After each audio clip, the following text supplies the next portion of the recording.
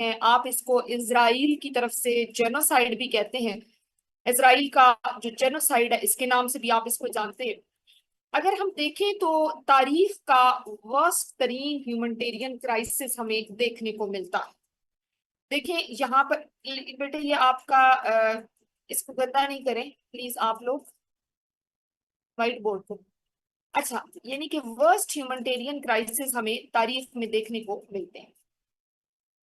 Humanitarian crisis इसलिए हम इनको कहते हैं कि इंसानों के खिलाफ हर तरह का जो जुल्म और जबर हुआ है उसकी हमें कोई और मिसाल इसमें नहीं मिली। यहाँ पर अगर हम प्राइमरली देखें तो इसमें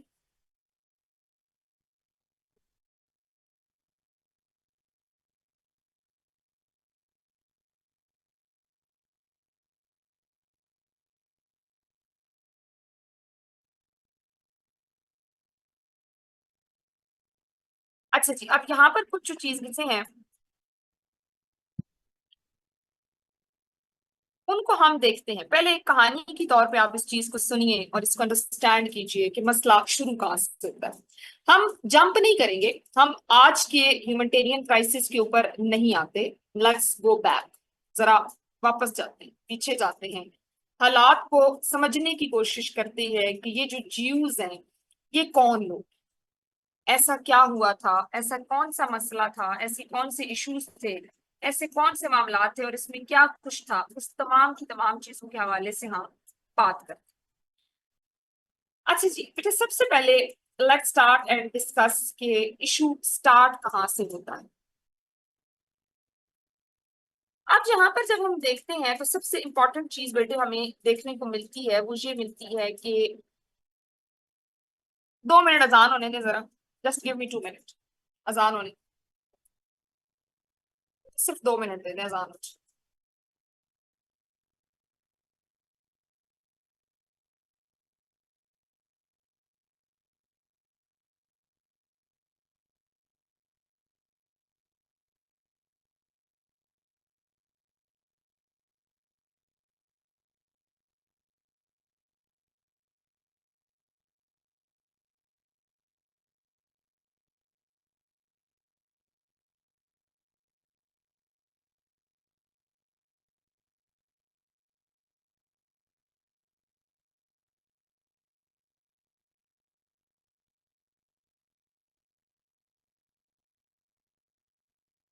okay, so let's move ahead.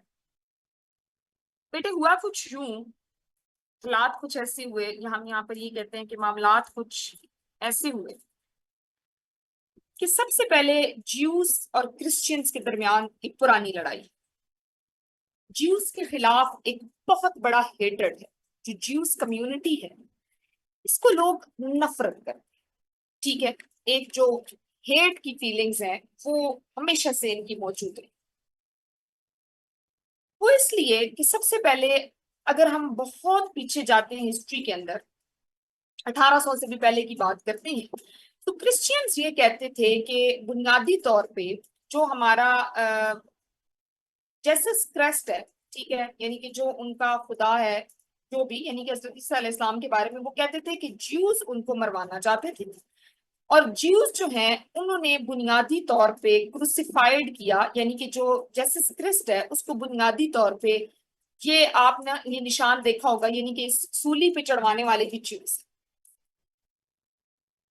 अभी बेटा हमारी ये बात हमने शुरू की है, हम इसराइल फलस्तीन कंफ्लिक्ट के हिस्टोरिकल कंटेक्स्ट में जा रहे हैं और हम इसराइल फलस्तीन के कंटेक्स्ट को डी कोड करने जा रहे हैं कि हुआ क्या था। लेकिन उससे पहले हम देखते हैं कि ये ज्यूज कौन है।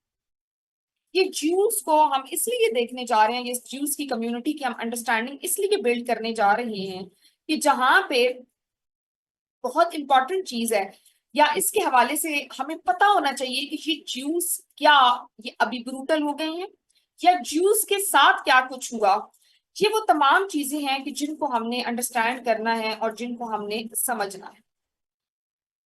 अच्छा जी, अब ज्यूस को लोग नापसंद करते थे, ज्यूस के लिए हेटर्ड हमेशा से तारीख में मौजूद है। देखिए जिस तरह मुस्लिम्स हैं, जिन बच्चों को लग रहा है कि ज्यूस का वर्ड एक नया है, तो बेटा जिस तरह हम कहते हैं ना मुसलमान हैं, हिंदू हैं, इसी तरह ज्यूज हैं, क्रिश्चियंस हैं, मुख्तलिफ मजाहिब हैं जो कि दुनिया में मौजूद है और उनसे ताल्लुक रखने वाले ये लोग भी मौजूद।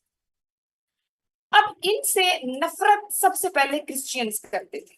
ये जो हमारे ईसाई लोग हैं, ये इसलिए इनसे नफरत करते थे कि इनको ये लगता था कि जो उनका खुदा है, जो हज़रत ईसा अलैहिस्सलाम है, ये लोग उनको मरवाना चाहते थे। अब क्या हुआ कि 1800 ऑनवर्ड, जब 1800 का आप कहें कि साल शुरू होता है, तो उससे ऑनवर्ड जो ज्यूज हैं, उनके साथ नफरत उनके रिलीजन और उनकी एथनिक बेसिस के ऊपर होना शुरू हो जाती है। कि भाई ये ज्यूज हैं तो इसलिए इनसे नफरत होना शुरू हो जाती है, ये ज्यूज हैं तो इसलिए भाई लोग इनको नापसंद करते हैं। अब यहाँ पे इनका अपना कोई मुल्क नहीं है, ज्यूज का अपना कोई मुल्क नहीं था, there was no Jewish country. ये मुख्तलिफ जगहों पे मौजूद थे, फॉर एग्जाम्पल बरतानिया में मौजूद है, फ्रांस में मौजूद है, अमेरिका में मौजूद है। आगे हिटलर का जब दौर आएगा तो आप देखेंगे कि उनको कितने बुरे तरीके से मारा जाता है। अब इसी दौरान एक आपके जनरल नॉलेज के लिए बेटा एक बात में इजाफा कर देती हूँ, एक पॉलिटिकल मूवमेंट स्टार्ट होती है, और इस पॉलिटिकल मूवमेंट को स्टार्ट करने वाले का या इसको नाम देने वाले का नाम है थियोडर हर्जल। थियोडर हर्जल जो है वो एक मूवमेंट स्टार्ट करता है जिसका नाम है जियोनिज्म। अब ये जो जियोनिज्म है बेटा, ये पॉलिटिकल मूवमेंट होती है। इसी तरह फिर बहुत सारे लोग जो हैं वो लवर्स ऑफ जियोन के नाम से, यानी कि ज्यूज के हकूक के लिए लड़ना शुरू कर देते हैं। अब ये ज्यूज फलस्तीन में कैसे आए, टाकरा कहाँ पे हुआ, बात कहाँ पे हुई, हालात कुछ तो हमें पता चले कि चीजें किस तरीके से हुई, या कौन से की एलिमेंट्स हैं, इनको समझना और इनको अंडरस्टैंड करना बड़ा जरूरी है।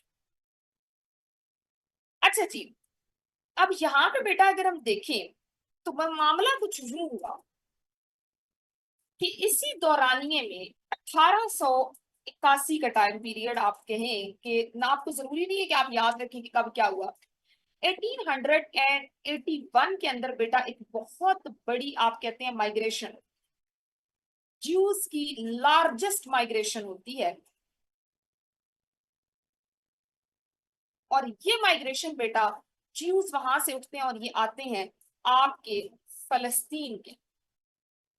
अब फलस्तीन में आने की बुनियादी वजह यह थी कि फलस्तीन इज एक होली प्लेस।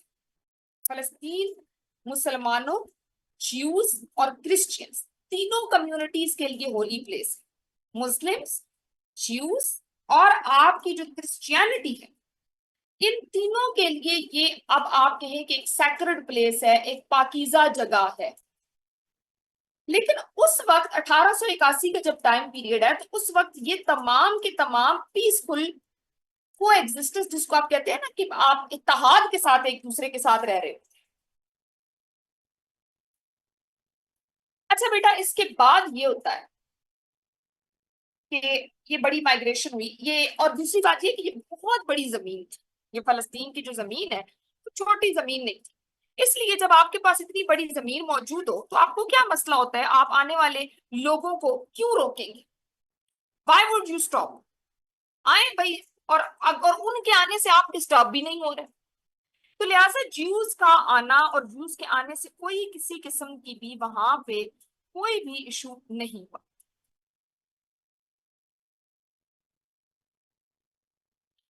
ठीक है जी, हो गया मामला। लेकिन अब आपने देखिए, हम सारे इवेंट्स में आपको हिस्टोरिकल कॉन्टेक्स्ट में बता रही हूँ, तो आप देख रहे होंगे कि एक हिस्ट्री का जो इवेंट है, जो मैंने आप लोगों को होमवर्क में कहा था कि वर्ल्ड वॉर 1, वर्ल्ड वॉर 2 की छोटी सी वीडियो देख लें, नहीं देखी कोई मसला नहीं, मैं नेक्स्ट क्लास में बच्चों को छोटा सा ओवरव्यू दे दूंगी। अब वो टाइम आएगा कि जब वर्ल्ड वॉर छिड़ जाए।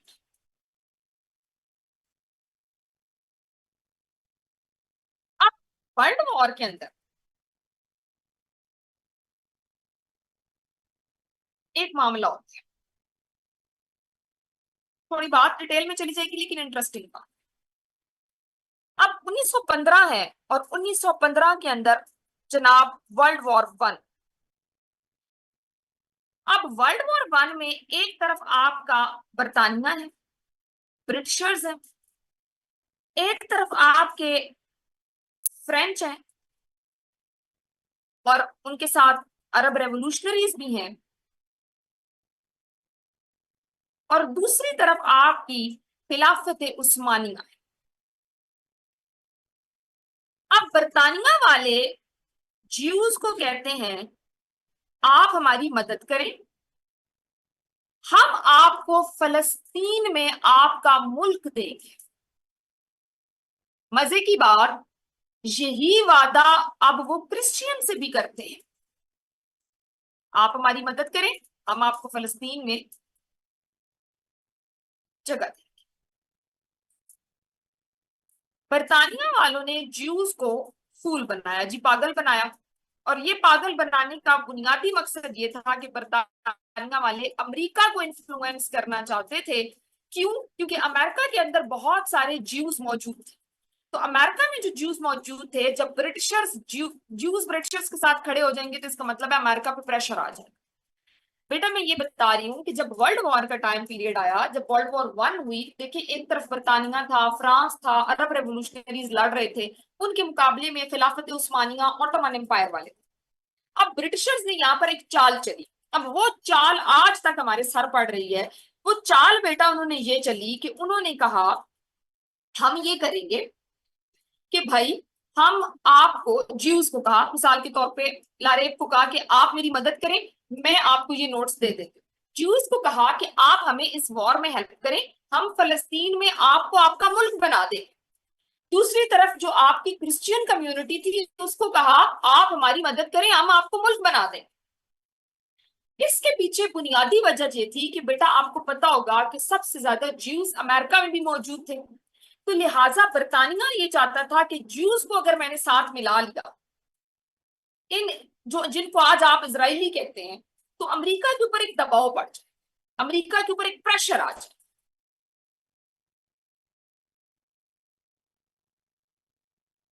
अब बजाहिर तो बरतानिया ने ज्यूज को कहा कि भाई एक आपका होमवर्क है, आपने सर्च करना है what is Balfour declaration. What is Balfour declaration, ये आप लोगों ने सर्च करना है। बजाहिर तो उन्होंने कहा कि बेल्फोर डिक्लेरेशन के मुताबिक बरतानिया वालों ने कहा कि ज्यूज को हम फलस्तीन में जमीन देंगे, जगह देंगे, उनका मुल्क बनाएंगे। लेकिन आपको याद हो तो मैंने आपको यमन क्राइसिस में बताया था कि बरतानिया और फ्रांस ने छुप के एक ट्रीटी कर ली थी जिसको हम स्काई पाइकॉट ट्रीटी कहते हैं, अगर आपको याद हो, जिसके तहत इन्होंने ये पूरे की पूरी अरब की सरजमीन अपने दरमियान तकसीम कर ली थी। तो फलस्तीन में ब्रिटिश राज आ गया। 1918 से लेके बेटा 1948 तक का टाइम पीरियड, कितने साल बनते हैं ये? अब आपका फलस्तीन जो है इसके अंदर आपका बरतानिया राज कर रहा है, ये अब आपके ब्रिटिशर्स के कंट्रोल में आ गया। ठीक हो? अब यहां तक बात क्लियर होगी है सबको? अभी आपको चीजें अनफोल्ड होंगी तो आपको फलस्तीन इशू बड़ा ही इंटरेस्टिंग लगेगा। अगर आपको मैं यहां से बताना शुरू कर दूं ना कि भाई 7 अक्टूबर की को सुबह थी और उस दिन जो है वो हमास की तरफ से एक अटैक कर दिया गया, तो यू विल नेवर अंडरस्टैंड। आपको समझ नहीं आएगी कि बात कहां से शुरू हुई है, मामला है क्या। ये स्टेप बाय स्टेप चीजें हैं। मैम।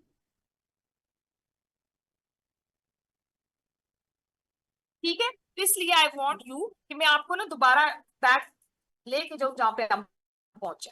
ठीक है, मैम। मैम। अभी तक की जो हमने बात की है, अब सारे मेरे बच्चे जरा गौर से सुनिए कि सबसे पहले मैंने अपने बच्चों को बताया है कि ज्यूज जो है उनको लोग नफरत करते थे, क्रिश्चियंस भी उनको सबसे ज्यादा नफरत करते थे। मैं सारा बता देती हूँ। मेरा बच्चा डॉक्टर फरियाल, बेटा मैं बता देती हूँ, रोमा मैं बता देती हूँ, सोजला मेरा बच्चा, 1 मिनट में बताती हूँ। अब ज्यूज को मैं सारी बात रिपीट कर रही हूँ। क्रिश्चियंस जो है वो भी ज्यूज को नापसंद करते थे, और ज्यूज को लोग इसलिए पसंद, यानी कि उनके खिलाफ एक नफरत थी। नफरत की बुनियादी वजह क्रिश्चियंस को यह लगता था कि उनका जो जेसस क्राइस्ट है उसको क्रूसिफाई करने में, उसको उस तीर पे टांगने में इन लोगों का हाथ है। उसके बाद यहाँ पर यह होता है कि अल्टीमेटली इन ज्यूज के साथ लोग नफरत करते हैं, और वो नफरत इनके रिलीजन, इनके मजहब की वजह से भी होती है, और इनकी नस्ल, जात पात, एथनिसिटी की वजह से भी होती है। इसी दौरान इनको प्रोटेक्ट करने के लिए एक पॉलिटिकल मूवमेंट स्टार्ट होती है जिसे हम जियोनिज्म कहते हैं, और इनकी काविश होती है कि भाई इनको सपोर्ट किया जाए या इनको देखा जाए, लेकिन खातिर खा इसका अभी रिजल्ट नहीं निकला। इसी दौरान हम यहाँ पर ये देखते हैं कि एक माइग्रेशन होती है जिसको हम कहते हैं कि एक बड़ी मैसिव माइग्रेशन होती है, कि ये ज्यूज उठते हैं और फलस्तीन की जानिब चलते हैं और फलस्तीन में आकर बसना शुरू कर देते हैं। फलस्तीन को चुनने की बुनियादी वजह यह होती है कि फलस्तीन एक होली प्लेस है और एक ऐसा मकाम है कि जो मुसलमानों के लिए, क्रिश्चियंस के लिए, ज्यूज के लिए उनकी आप कहें कि एक मुकद्दस जगह है, तो लिहाजा वो यहाँ पर आ जाते हैं। उस वक्त का फलस्तीन एक बहुत बड़ी सरजमीन है, इसलिए न मुसलमानों को उनके आने से मसला है, न क्रिश्चियंस को उनके आने से मसला है। वो सब पीसफुली एक दूसरे के साथ अमन के जरिए रह रहे हैं। अब इसी दौरान जंग छिड़ जाती है, जिसको आप जंगे अजीम अव्वल कहते हैं, वर्ल्ड वॉर वन। इस वर्ल्ड वॉर वन के अंदर एक तरफ आपका बरतानिया, ब्रिटिशर्स है, फ्रांस है और उसके साथ अरब रेवोल्यूशनरीज हैं जिनको आप अरब कंट्रीज कहते हैं। दूसरी जानब आपकी ऑटोमन अंपायर खड़ी है। ये बरतानिया अब ज्यूज को ये कहता है कि आप हमारा साथ दें, हम आपको फलस्तीन में आपका मुल्क बना देंगे। लेकिन बरतानिया की चालाकी यह है कि बरतानिया यही वादा क्रिश्चियंस के साथ भी करता है। लिहाजा बज़ाहिर तो होता है बेल्फोर डिक्लेरेशन, लेकिन हकीकत में बेटा अगर आपको याद हो तो मैंने आपको यमन क्राइसिस में पढ़ाया था कि फ्रांस और बरतानिया के दरमियान एक छुपन छुपाई वाली एक सीक्रेट ट्रीटी होती है जिसको हम कहते हैं स्काई बायकॉट ट्रीटी, जिसके तहत बरतानिया और फ्रांस अपने दरमियान ये अरब की सरजमीनें बांट लेते हैं। और बांटने के नतीजे में ये होता है कि 1918 से लेके 1948 का जब टाइम पीरियड है, तो इस सारे के सारे वक्त के अंदर आपके जो ब्रिटिशर्स हैं उन्होंने फलस्तीन के ऊपर रूल किया है। ये 30 साल ब्रिटिशर्स फलस्तीन पे हाकम रहे हैं। यहां तक बात समझ आ गई है बेटे? Is it clear to everyone? अब हम यस मिस। आगे अब हम आगे बढ़ते हैं, तो हम जब देखते हैं कि नेक्स्ट मूव अब क्या होगा। अब दूसरी तरफ बेटा जब जो जर्मनी है ना, जर्मनी में आ जाता है हिटलर। एक minute, just give me 1 minute बेटा।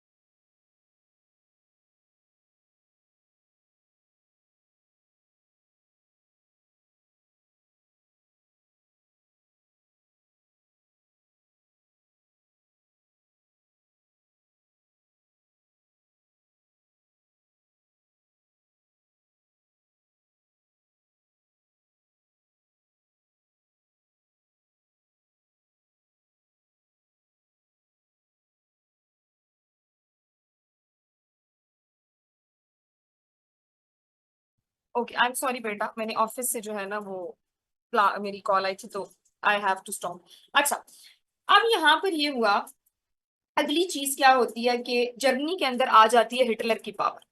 अब यहाँ पर आ गया हिटलर। अच्छा बेटा, अब जो आपका एडोल्फ हिटलर साहब हैं, हिटलर ने ज्यूज को, आप कहते हैं, आपने वो सुना है ना कि अगर नहीं है तो please go back to the history, और उसका जो एक मैसिव जेनोसाइड है कि भाई उसने इनको मार के इनकी खोपड़ियों के कहीं कि भाई पूरे पूरे महल तैयार किए। उसने इतना मैसिव जेनोसाइड किया है और इतना बुरी तरह ब्रूटली ज्यूज को मारा है कि ज्यूज का जेनोसाइड ये होता है कि भाई आप उसको खित्ते से मिला देना, उस कौम को आप खत्म कर। हिटलर के दौर में जी बड़ा ही बेहतरीन आपके की बहुत ही सख्त किस्म का जेनोसाइड होता है। तो फिर क्या हुआ, फिर बेटा अब ज्यूस की दोबारा हुई है मैसिव माइग्रेशन।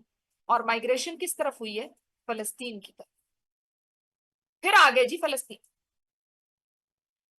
अब जब ये फलस्तीन आ गए, पहले तो ब्रिटिशर्स ने इनको कहा कि जी आते रहो आते रहो। लेकिन बाद में क्या हुआ कि जब ब्रिटिशर्स को लगा कि इतने ज्यादा लोग आ गए हैं, तो ब्रिटिशर्स ने उनको स्टॉप किया कि रुक जाओ। जिसके नतीजे में अब यहाँ पे बेटा 1940s में तकरीबन जब उन ज्यूस को आने से रोका गया, तो इजराइल की तरफ से इजरायली नेशनलिस्ट मूवमेंट स्टार्ट हो जाती है कि भाई ये हमारे लोग हैं, ये इनका मुल्क है, इनको आप कैसे आने से रोक सकते हैं। इजरायली नेशनलिस्ट मूवमेंट जब 1940 में स्टार्ट होती है, तो तकरीबन 1940s में ही हम ये देखते हैं कि फलस्तीन नेशनलिस्ट मूवमेंट भी स्टार्ट हो जाती है। फलस्तीन वाले कहते हैं कि हमारे लिए तो फिर जगह ही नहीं रही जितने ये लोग आ गए हैं। जिस तरह आजकल आपने देखा ना कि भाई अफगानी आ गए हैं, तो हमारे लिए क्या बचेगा, हमारी तो अपनी जमीन जो है वहां पे चीजें महंगी हो गई हैं, उनके मुल्क में अमन आ गया, वो वापस जाए। तो अब इसराइल और फलस्तीन, हिटलर की ज्यूस के साथ इशू ये था कि वो उनको नापसंद करता था। उसने उनका जेनोसाइड, उसको ये वो कहता था कि ये अछूत कौम है, बुरे हैं। तो बुनियादी तौर पे क्रिश्चियनिटी ज्यूस को अपना दुश्मन समझती है, क्योंकि उनको लगता है कि उनके जस्टिस क्रिस्ट को, उनके खुदा को मारने वाले ये लोग, क्रूसीफाई करने वाले ये लोग। खैर, अब इसी दौरान 1948 में ब्रिटिशर्स को जब लगता है ना कि हालात अब हाथ से निकल रहे हैं, ब्रिटिशर्स ने कहा भाई हम चले घर। ब्रिटिशर्स लेफ्ट, और साथ ही उन्होंने कहा कि भाई ज्यूज और फलस्तीनियों को सेपरेट स्टेट्स होनी चाहिए, और ये सेपरेट स्टेट्स हम नहीं बनाएंगे। ये सेपरेट स्टेट्स उन्होंने कहा कि बनाएगा यूनाइटेड नेशन। यूनाइटेड नेशन की रिस्पॉन्सिबिलिटी है, और यूनाइटेड नेशन जो है उसने दिया अपना पार्टीशन प्लान। यूनाइटेड नेशन अब अपना पार्टीशन प्लान देगा। अब यूनाइटेड नेशन का बेटा जो प्लान, उस प्लान को जब हम देखते हैं तो प्राइमरीली 1947 के अंदर ये प्लान, 1948 में वो छोड़ के गए, लेकिन 1947 में उन्होंने यूनाइटेड नेशन को कहा कि यूनाइटेड नेशन इंटरवीन करे। और इंटरवीन करने से मुराद ये है कि इसमें बोले और आके एक सोल्यूशन दे इन दोनों के दरमियान की लड़ाई का। अगर ये अपने हकूक के लिए दो तरह की मूवमेंट स्टार्ट होती है, तो इसकी वजह से मसला हो सकता है। अब इस प्लान के तहत बेटे ये कहा गया कि 57% जो आपकी सरजमीन है वो ज्यूज को दे दी जाएगी, और जो 43% बचती है वो अरब के जो फलस्तीनी है, या जो मुस्लिम्स हैं, या जो पैलेस्टाइन में रहने वाले हैं, या उनको दे दी जाएगी। लेकिन जो जेरूसलम है, जेरूसलम का जो एरिया है, क्योंकि उसके ऊपर मुसलमानों का भी क्लेम है, वो कहते हैं कि ये हमारा किबला अव्वल है। ये ज्यूज कहते हैं नहीं कि ये हमारा है, क्रिश्चियंस कहते हैं नहीं ये हमारी सेफ स्पेस है। तो जेरूसलम जो है ये किसी को भी नहीं जाएगा, बल्कि ये इंटरनेशनली कंट्रोल किया जाएगा, यानी कि यूएन इसको खुद कंट्रोल करेगा। ज्यूज ने कहा ठीक है, हमें ये चीज हम एक्सेप्ट करते हैं, और हम अपना मुल्क बनाने जा रहे हैं जिसका नाम है इजराइल। अब बेटे आप लोगों को अगर याद हो, तो इस इजराइल बनने के नतीजे में साथ वाले जो मुल्क थे वो नाराज हो गए थे, और 1948 में उन्होंने एक वॉर की थी जिसको हम कहते हैं फर्स्ट अरब इजराइल वॉर। सीरियन क्राइसिस में आपने पढ़ी थी। अब फर्स्ट अरब इजराइल वॉर के अंदर बजाहिर तो देखें कि आपका अरब मुल्क जो है बुनियादी तौर पे आपकी जो इजिप्ट है वो इनके साथ खड़ा था, ठीक है। दूसरी तरफ इजिप्ट है, जॉर्डन है, पूरे के पूरे ही आपके अरब कंट्रीज। लेकिन मजे की बात ये है कि इस अरब इजराइल वॉर के अंदर इजराइल जीत जाता है अमेरिका की सपोर्ट से, और इजराइल न सिर्फ जीतता है, बल्कि गजा स्ट्रिप, इजिप्ट का वो आपका जो वेस्ट बैंक है, वो सारी की सारी चीजें ऑक्युपाई कर रहे।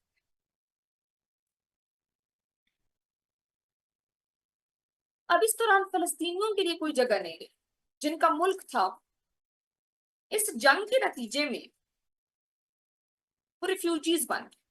तकरीबन 700,000 फलस्तीनी जो हैं वो रिफ्यूजी बन गए, उनको अपना मुल्क छोड़ के पनाह लेनी पड़ी कि जगह ही नहीं रही उनके मुल्क। इस इवेंट को हम कहते हैं फलस्तीनियन एक्सोडस। फलस्तीनियन एक्सोडस।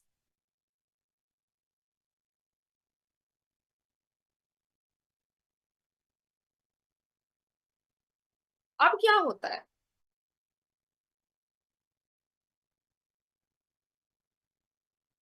इसी दौरान अब देखिए हालात तो फलस्तीन वालों की जगह ही नहीं रही। अब देखिए एक टेंशन तो शुरू हो गई, एक जंग भी बाकायदा हो चुकी।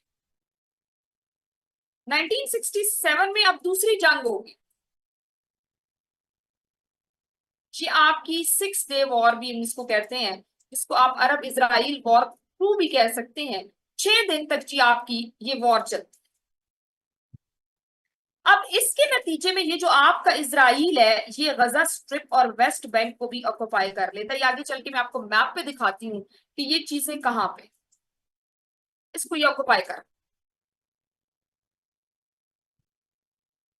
अब ये 1967 में बेटा वॉर हुई, लेकिन इस दौरान एक और इवेंट हुआ था कि 1964 में एक ऑर्गेनाइजेशन बनती है जिसको हम कहते हैं पीएलओ, फलस्तीनियन लिबरेशन ऑर्गेनाइजेशन।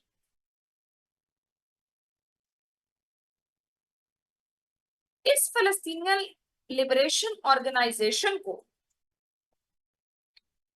अमेरिका और इसराइल कहते हैं कि ये तो बड़ी टेरर ऑर्गेनाइजेशन है, लेकिन बुनियादी तौर पे इसका मकसद ये है पीएलओ का कि हम आर्म स्ट्रगल करेंगे। अब हम ठीक है हथियार की मदद से भी हम कोशिश ये करेंगे कि हम अपने मुल्क को प्रोटेक्ट कर सके, हमारी जगह हमारी जमीन उसके ऊपर हमारे लिए कोई जगह नहीं है। 1973 में फिर अरब इसराइल वॉर हो। ये अरब कंट्रीज मुसलमान मुल्क मिलके इसराइल को मारने भगाने की कोशिश करते हैं, लेकिन इसराइल अमेरिका की सपोर्ट से जीत जाता। खैर 1974 के अंदर ये होता है कि ये जो पीएलओ है इसको यूनाइटेड नेशन की General Assembly UNGA officially recognise करती है कि ठीक है ये जायज है।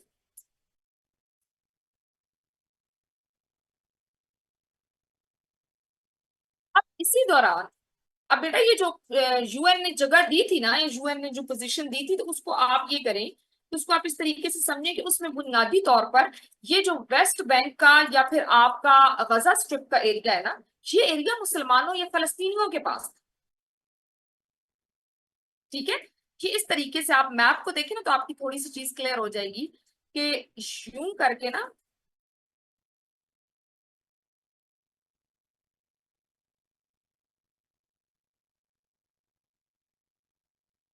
ये वेस्ट बैंक, यहाँ पे ये करके गजा स्ट्रिप। बेटा दूसरी और तीसरी वॉर भी ना अरब इजराइल वॉर्स हैं। दूसरी वॉर जो हुई थी वो 1967 में हुई थी, 6 डेज वॉर थी जिसमें इजराइल जीत गया था, और इजराइल ने ना ये गजा स्ट्रिप और ये जो वेस्ट बैंक का एरिया है इसके ऊपर भी कब्जा कर लिया। ये गजा स्ट्रिप है, ये वेस्ट बैंक है, और ये है आपका इसराइल। तो बुनियादी तौर पे इस साइड पे आप देखें तो यहाँ पे जॉर्डन है, ठीक है, इधर इजिप्ट है। तो ये बुनियादी तौर पे ये है कि ये जो है ना एरिया अब इसराइल ने ये मुसलमानों की ये अब यहाँ पर जो है ना कि गजा स्ट्रिप और वेस्ट बैंक ये मुस्लिम आपके यहाँ के मेजोरिटी एरियाज हैं, या प्राइमरीली आप ये कह सकते हैं कि ये वो एरियाज हैं कि जहां पे आपके फलस्तीनी मौजूद। तो इसराइल अब इन्होंने क्या किया कि यहाँ पर भी ऑक्युपाई करके सेटलमेंट करना, सेटलमेंट का मतलब ये होता है कि अपनी बिल्डिंग्स बनाना शुरू कर। खैर वो आगे चल के हम बात करते हैं, फिलहाल हम यहाँ पर ये देखते हैं कि क्या हुआ। अब 1979 का जो टाइम पीरियड है सिर्फ आप इसको सुन लें, उसमें बेटा आप लोगों को पता है कि इसराइल और इजिप्ट के दरमियान अब यहाँ पर एक पीस टॉक्स होंगी, पीसफुल टॉक्स होंगी, हालात बेहतरी की तरफ जाएंगे। इनको नोबेल प्राइज भी इस चीज के ऊपर मिला था। फिर उसके बाद ये होता है कि ये जो गजा स्ट्रिप है और वेस्ट बैंक है इसके ऊपर इसराइल काबिज रहा 10 साल तक रहा। अब 10 साल तक जब वो रहा तो उसने वहां पे सेटलमेंट्स करना शुरू कर दी, ठीक है, वेस्ट बैंक को अपने साथ मिला लिया। अब 1992 का जब टाइम पीरियड आया ना, तो इसराइल का प्राइम मिनिस्टर आया था इजराइल का प्राइम मिनिस्टर जिसको हम कहते हैं यित्जक रवीन, नाम याद करने की जरूरत नहीं, सिर्फ मैं स्टोरी के तौर पे आपको बता रही हूँ। इसने कहा कि भाई पीएलओ टेररिस्ट ऑर्गेनाइजेशन नहीं है। पीएलओ ऐसी नहीं है कि आप कहें कि पीएलओ टेररिस्ट ऑर्गेनाइजेशन है, हमें पीएलओ को रिकॉग्नाइज करना है, वो हमारे साथ रहते हैं। तो इसके दौर में बड़े अच्छे काम हुए जिसको आपने उस दिन भी देखा था, ऑस्लो अकॉर्ड। ऑस्लो अकॉर्ड क्या है? पीसफुल टॉक्स है ना बेटा। पीसफुल टॉक हुई 1994 में, पहली दफा फलस्तीनियन नेशनल अथॉरिटी स्टैब्लिश हुई। और इसके नतीजे में अब क्या हुआ कि कहा गया कि हम क्या करेंगे, जो वेस्ट बैंक के ऊपर सेटलमेंट्स हो रही हैं, वेस्ट बैंक में जो मुसल आपको लगता है कि फलस्तीनियों का एरिया है, उसके ऊपर जो काबिज किया जा रहा है, तो वेस्ट बैंक की सेटलमेंट्स को हम 3 एरियाज में डिवाइड करेंगे, जिसमें कि एक एरिया ए है, एक एरिया बी है, और एक एरिया सी है। जो एरिया ए है ये फलस्तीन की गवर्नमेंट कंट्रोल करेगी, ये पी गवर्नमेंट है। जो आपका एरिया बी है उसको आपकी आई इजराइल की गवर्नमेंट कंट्रोल करेगी। और अल्टीमेटली जो हमारा एरिया सी है उसके अंदर आपके इजराइल और फलस्तीन दोनों कंट्रोल करेंगे। थोड़ी बहुत टाइम के लिए यहाँ पर पीस रही, यानी कि अमन कायम रहा। ये वो दौर था कि जब फलस्तीन का बेटा 8 बजे खत्म करेंगे फिर आप कर लीजिएगा। फलस्तीन का जो प्राइम मिनिस्टर है उस टाइम था जी यासिर अराफात। ठीक है जी। तो यहाँ पर अब हमें कुछ हद तक अमन कायम होता हुआ दिखाई दिया। लेकिन मसला ये हुआ कि इसी दौरान अब यहाँ से आपको ना मैं बताऊं, अब यहाँ से आपने देखना है कि अब ये जो इनका प्रेसिडेंट था ना, इनके प्रेसिडेंट का नाम क्या था? यत्जिक रवी। अब इसराइल का जो प्रेसिडेंट था वो था यत्जिक, और यहाँ पे फलस्तीन का जो prime minister not president, Israel का प्राइम मिनिस्टर था यत्जिक, और यहाँ पर था यासिर अराफात। अब ये बड़ा अच्छा बंदा था, ये जाहिर बात है फलस्तीन वालों को रिकॉग्नाइज कर रहा था, उनके साथ अच्छे टर्म्स बना रहा था। अब इसी दौरान कुछ शर पसंद अनासर जिसको हम कहते हैं राइट विंग एक्सट्रीमिस्ट, जिस तरह अक्सर आप देखते हैं ना कि यहाँ पर भी कोई पार्टीज कहती हैं कि फलाना जो है उसने नामूस रिसालत को नुकसान पहुंचाया, नाउजुबिल्ला, उसको मार दो। इस किस्म के लोग उठे और उन्होंने कहा कि भाई ये तो कोई बड़ा अच्छा बंदा बनने की कोशिश कर रहा है और ये फलस्तीनियों के साथ कुछ ज्यादा ही फ्री हो रहा है। तो इन्होंने क्या किया कि इन्होंने इस यत्जिक रवीन को कत्ल कर दिया, इसकी होगी असैसिनेशन। दूसरी तरफ बेटे अब यहाँ पे ना ऐसा है कि एक और ग्रुप भी 1987 में अपना सर उठाना शुरू करता है, और उस ग्रुप का नाम है हमास ग्रुप।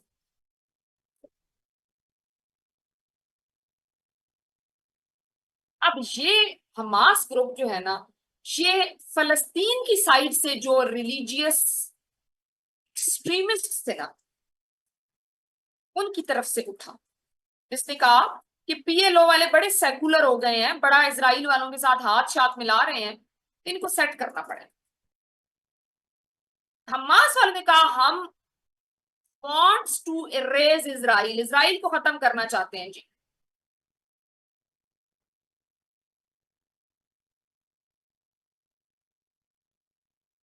अब हमास ग्रुप जो है ना वो आहिस्ता आहिस्ता जोर पकड़ना शुरू करते। 1996 में इलेक्शंस होते हैं फलस्तीन के अंदर, हमास वाले उसको बाइकआउट कर देते हैं। अब वो ग्रुप जो कि आप जिसको कहते हैं ना कि ज्यूज की तरफ से जो फसादी थे, जो ज्यूज फसादी थे, जिनको हम ज्यूज फैनिटीज कहते हैं, ज्यूज ज्यूज फैनेटाइज कहते हैं, जो राइट विंग ग्रुप्स हैं, उनके दरमियान और हमास के दरमियान लड़ाई शुरू हो जाती। अब ये दोनों फसादी आपस में लड़ना शुरू कर देते। 2002 तक आते हुए इनके दरमियान अब आप कहें कि इन्होंने हथियार उठा, क्लैशेस होना शुरू हो गए, प्रोटेस्ट हो गए, सुसाइड बॉम्बिंग स्टार्ट हो गई। और 2002 के बाद हम देखते हैं कि इसराइल ने अपने गिर्द दीवारें बनाना शुरू कर दी, अपनी सिक्योरिटी जो है उसको बढ़ा दिया। अब इसी दौरान हम 2000 यानी कि ये वो टाइम पीरियड है कि जब ये आपस में लड़ रहे हैं। 2006 में इलेक्शन होते हैं और 2006 के इलेक्शन के अंदर हमास जीत जाता है, पीएलओ हार जाता है।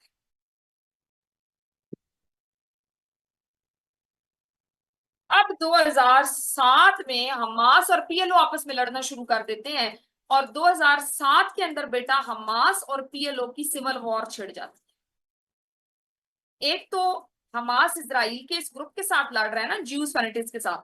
दूसरा, अब हमास और पीएलओ वाले, वो जो मुस्लिम सरजमीन है ना, जो कि वेस्ट बैंक और गजा स्ट्रिप का एरिया है, यहाँ पे आपस में लड़ना शुरू कर देते हैं। ये सिविल वॉर यहाँ पर होना शुरू हो जाता है। तो बेटा अब क्या होता है कि यहाँ पर अब एक दो ग्रोह और बीच में घुस आए, जिसके नतीजे में अब फलस्तीन तकसीम हो गया। इसराइल को साइड पे कर दिया, फलस्तीन अब बेटा इस तरीके से तकसीम हो गया कि फलस्तीन के अंदर अब एक है गजा, गजा की स्ट्रिप, और दूसरा है आपका West Bank.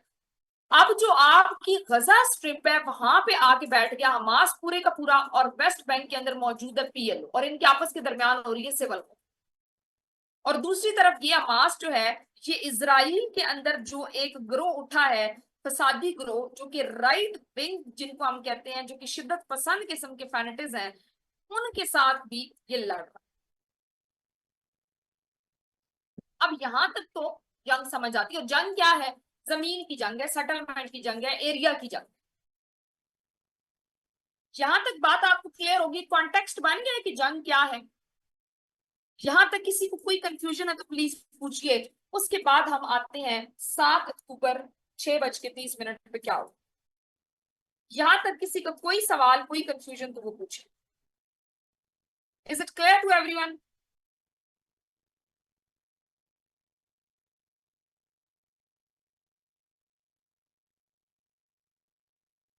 Okay, I hope कि सबको क्लियर है। ये चीजें एनालिसिस में भी आपने देनी है, सो प्लीज इनको अच्छे से अंडरस्टैंड करें, सो दैट कि आप एक अच्छा एनालिसिस दे सके। Okay then moving ahead, let's go ahead और हम देखते हैं। चले, दैट्स ग्रेट। डिवीजन अनफेयर बेटा ये थी कि वो everything is fair in in love and war. तो उन्होंने क्या किया था, यूएन की अप्रूवल के बाद होने वाली वॉर्स की वजह से एरिया कैप्चर करता रहा इजराइल। ठीक है, यूएन की डिवीजन तो हो गई ना, लेकिन उसके बाद एक बात आप देखिएगा, and you are suppose to give the analysis कि अरब इजराइल वॉर में देखें, चाहे पहली हो, दूसरी हो, तीसरी हो, that were waged by the Muslim countries. 7 अक्टूबर को होने वाला अगर आपका ये एक जो ब्लंडर है, तो that was by Hamas. Israel हमेशा डिफेंसिव फोर्स के साथ आता है इसराइल की तरफ से, लेकिन जो डिफेंसिव फोर्स है फिर वो इतना ऑफेंसिव हो जाता है कि अल्टीमेटली आप ये परसों वाला एपिसोड देखें कि जिसमें एक बेहतर आपके कि बदतरीन किस्म के जो ह्यूमैनिटेरियन क्राइसिस हमें देखने को मिलते हैं। अरब कंट्रीज ने वॉर इसलिए की थी कि अरब कंट्रीज में अगर आप देखें तो when you look into the map, तो आपके पास इजिप्ट है, जॉर्डन है, टर्की है, तो वो तमाम मुस्लिम कंट्रीज के अंदर एक छोटा सा जब उनको एक गैर मुस्लिम मुल्क देखने को मिला, तो ये सारे का सारा जो खित्ता है ना बेटे, ये खिलाफत उस्मानिया के दौर में जब फतूहात खुलाफाए राशिदीन हुई है, तो ये मुसलमान इसके ऊपर रूल कर रहे थे फरियाल। तो मुसलमान जब रूल कर रहे थे, तो मुसलमानों को अब ये चीज हजम नहीं थी कि एक ज्यूइश स्टेट जो है वो यहाँ पे आके स्टैब्लिश हो गई है। तो इनकी इस जंग का मकसद बुनियादी तौर पे ज्यूज को इसराइल से भाग दौड़ाना था, और ज्यूज का जो मुल्क है इसराइल, उसको एक मुस्लिम रियासत यानी कि फलस्तीन में कन्वर्ट करना था, और इस पूरे के पूरे अरेबियन पेनिनसुला को एक मुस्लिम सिटी स्टेट का कंसेप्ट लेकर आना था। लेकिन अब नो मैटर वर्ड कि एक तरफ हमारे पास जो है इसराइल का आइडिया ऑफ ग्रेट इसराइल और जो भी चीजें वो तो है ही है, लेकिन एक तरफ अब ये था कि इन तमाम फैक्टर्स की वजह से, इन तमाम की एलिमेंट्स की वजह से जो फलस्तीन के अंदर सिविलियन कम्युनिटी थी, उसने उस वक्त भी सफर किया, वो आज भी सफर। जी आयशा बेटा। मैम, यूएन पार्टीशन प्लान जिसमें 57% ज्यूस को दिया गया और 43% अरब को दिया गया, उसके बाद ही ये सारे इतने क्राइसिस आए, तो यूएन ने अपना पार्टीशन प्लान रिवर्स क्यों नहीं किया, या इसका कोई ऑल्टरनेट सोल्यूशन क्यों नहीं ढूंढा? प्राइमरी यूएन के ऊपर भी ये क्वेश्चन आता है स्पेसिफिकली। अब हमारे पास अब 2024 के जो 2025 के इम्तिहान के अंदर यही चीज सबसे ज्यादा हो रही थी कि यूएन जो है ना, UN is fail. UN as a failed इसलिए हो गई है कि यूएन के फेल होने की बुनियादी रीजन हमें ये देखने को मिली है कि यूएन की एक तो जुरिस्डिक्शन, यूएन की जो से है उसके अंदर जो आपके पिग P5 है उसके अंदर यूएस का इन्फ्लुएंस, तो ये वो तमाम चीजें हैं कि जो बुनियादी तौर पे यूएन को आई एम सॉरी इम्पैक्ट करती। ठीक है, इसलिए तो UN is just like OIC, एक टूथलेस टाइगर होता जा रहा है।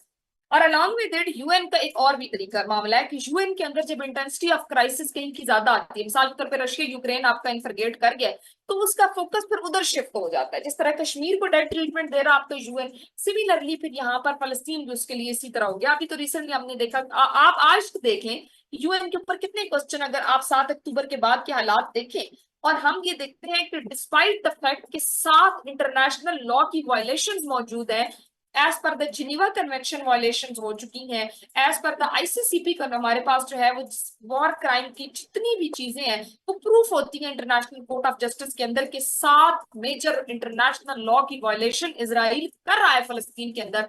बट स्टिल आपका ना यूएन इंटरवीन करता है ना आईसीजे इंटरवीन करता है। इसकी मेन रीजन ये है कि ज्यूज की हम जब देखते हैं, या प्राइमरली जब हम इसराइल को देखते हैं, तो इसराइल सपोर्टेड बाय अमेरिका। अब यहाँ पर आपका जो सवाल है कि अरब कंट्रीज इतने स्ट्रॉन्ग है, तो अरब कंट्रीज का स्ट्रेंथ जो है that is a bubble in front of the USA. तो इसराइल की जो वॉर्स हैं, इसराइल की जो टेक्निकल वॉर्स थी, इसराइल के पास जो मैसिव वेपन्स थे, तो वो बुनियादी तौर पे बैक्ड बाय अमेरिका थे। 2006 में बेटा जो इलेक्शन हुए थे वो इस पेनिनसुला में हुए थे, या इस स्ट्रिप में हुए थे, जिसको आप कहते हैं कि जो आपका गजा का एरिया और वेस्ट बैंक का एरिया जहां पर मुसलमान मौजूद है फॉर एग्जांपल। तो वहां पे जो पीएलओ है, पीएलओ पीएलओ तो ऑर्गेनाइजेशन ना, इसकी जो पॉलिटिकल पार्टी है उसका नाम है अल-फतह। तो उस पार्टी का बुनियादी तौर पे हमास और जो पीएलओ हैं उनके आपस में इलेक्शन हुए थे। ठीक है, इन दो ग्रुप्स के आपस में इलेक्शन हुए थे। इसराइल के इलेक्शन तो इसराइल के अंदर होंगे ना। अब इसराइल एंड फलस्तीन आर, या इसराइल और फलस्तीन आर टू डिफरेंट स्टेट्स ना, तो ये विद इन फलस्तीन के इलेक्शन है जैनब। यूएस इसराइल को इसलिए सपोर्ट कर रहा है कि बुनियादी तौर पे ये जो इजरायली कम्युनिटी है, दे आर मोस्टली, जो हमारे पास ज्यूज थे, ज्यूज आपके मौजूद थे अमेरिका के अंदर, ज्यूज को यहाँ पे स्टैब्लिश कराने वाला भी अमेरिका है।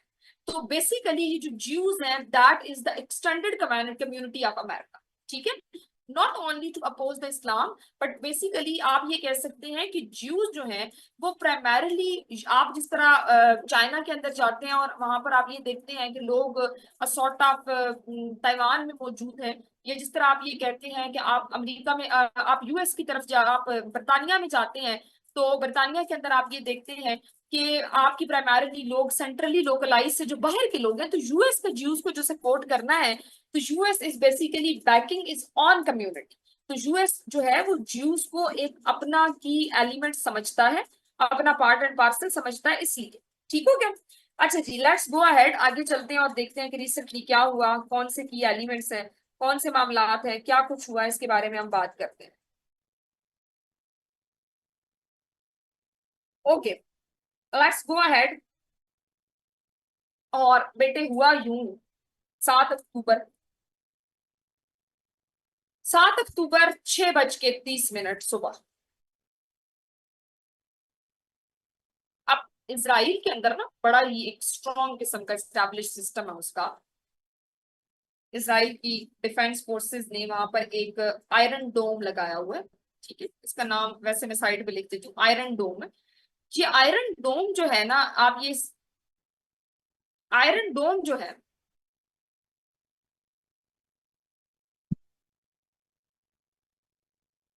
आयरन, बेटा इट स्टार्टेड इन 23। अच्छा, अब यहाँ पर अगर हम देखें तो आयरन डोम जो है, आयरन डोम बुनियादी तौर पे इनका एक आपके एक डिफेंस मैकेनिज्म है, एक ऐसा रेडार है कि जिसके ऊपर ना सिग्नल कैच कर लिया जाता है कि कोई रॉकेट आ रहा है, और उस रॉकेट को या उस हवाई हमले को ये आयरन डोम हवा में ही तबाह कर। इसराइल में लोग अपनी नॉर्मल जिंदगी गुजार रहे हैं और वहां पे एक सायरन बजते हैं। ठीक है जी, एयर रेड सायरन बजते हैं, और इन सायरन्स के बजने के बाद लोगों को 10 मिनट का टाइम दिया जाता है। सायरन बजने के बाद जिस तरह अक्सर आप देखते हैं कि कहीं पे खुदा ना खास्ता कोई मसला हो, तो उसकी वजह से सायरन तो बजता है, तो लोग जगह खाली कर देते हैं। अब सायरन बजता है, तो जी हाँ, ये आयरन डोम जो है ना, ये एयर डिफेंस सिस्टम है। मैं आगे इसको आप आईडीएफ भी कहते हैं, इसराइल की जो डिफेंस फोर्सेस है ना उनकी तरफ से। अच्छा, अब एयर रेड स्ट्राइक्स हुए, ठीक है, रॉकेट फायर किए गए। अब ये जो रॉकेट फायर किए जा गए, इन रॉकेट फायर्स की जो इसराइल की फोर्स है, इसराइल की आप समझिए कि जो डिफेंस फोर्स है, इसराइल की जो आर्मी है, इसराइल की डिफेंस फोर्स कहती है कि तकरीबन 2200 रॉकेट जो है ना वो हमारे ऊपर फेंके गए, लेकिन हमास कहता है भाई हमने तो 5000 रॉकेट फेंके हैं।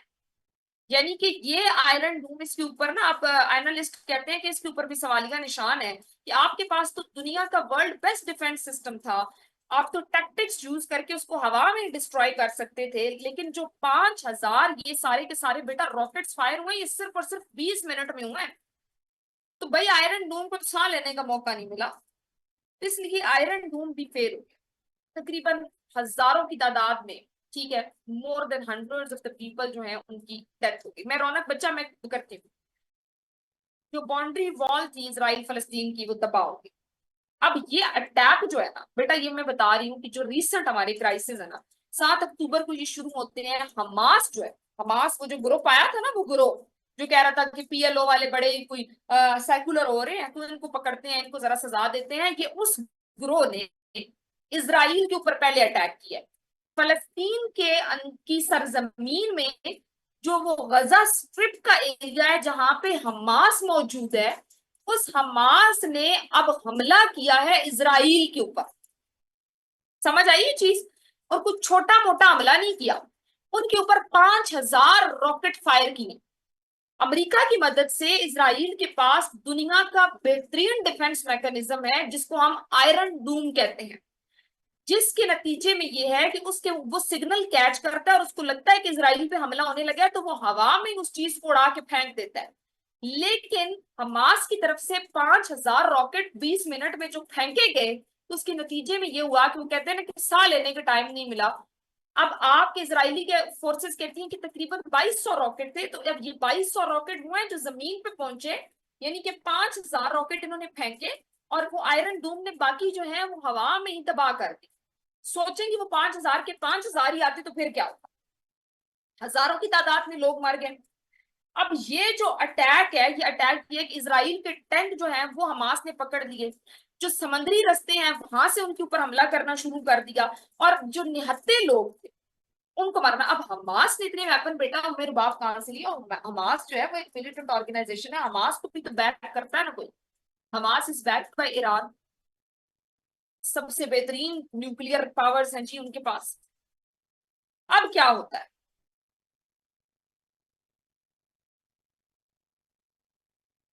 ट्रू मेरा, ये तो चीज है ना। अच्छा जी, अब ये क्या है जी कि जनाब ये हमारा गजा स्ट्रिप है, थोड़े से मेरे को मोटा बन गया, रुक जाओ।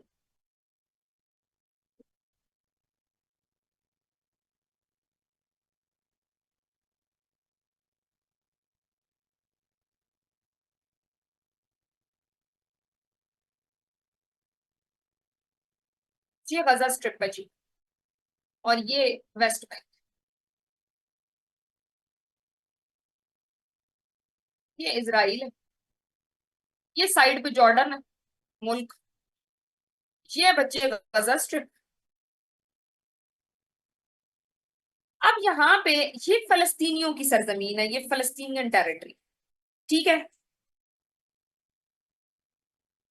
बेटा, मैं पंजाबी की टीचर हूँ, आपकी सबा पंजाबी का एक्सेंट, जिन लोगों को पंजाबी है, पंजाबी वाले जो है ना, वो उस क्लास में हम पंजाबी में बात करते हैं। मैं आपकी पंजाबी की भी टीचर हूँ, अगर आप लोगों को पता हो। बस फिर तो अच्छा, आपके साथ काफी मजा आएगा।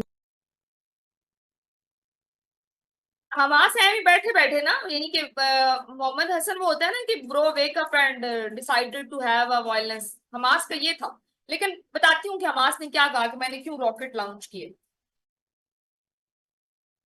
हमास कहता है, हमास का जो कमांडर है जिसका नाम है मोहम्मद अल दाइफ, वो ये कहता है कि ये अल अक्सा फ्लड है, हम मस्जिद अक्सा की ताजीमो तकरीम के लिए ये करने जा रहे हैं।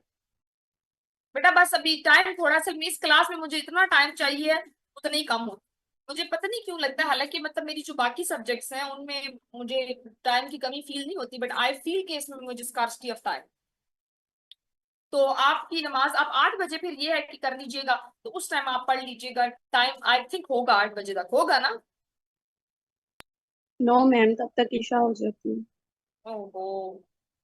अच्छा, let me stop it here. बेटा फिर 5 मिनट ले लें, 7:25 हुए हैं, तो 7:30 पे प्लीज आ जाए।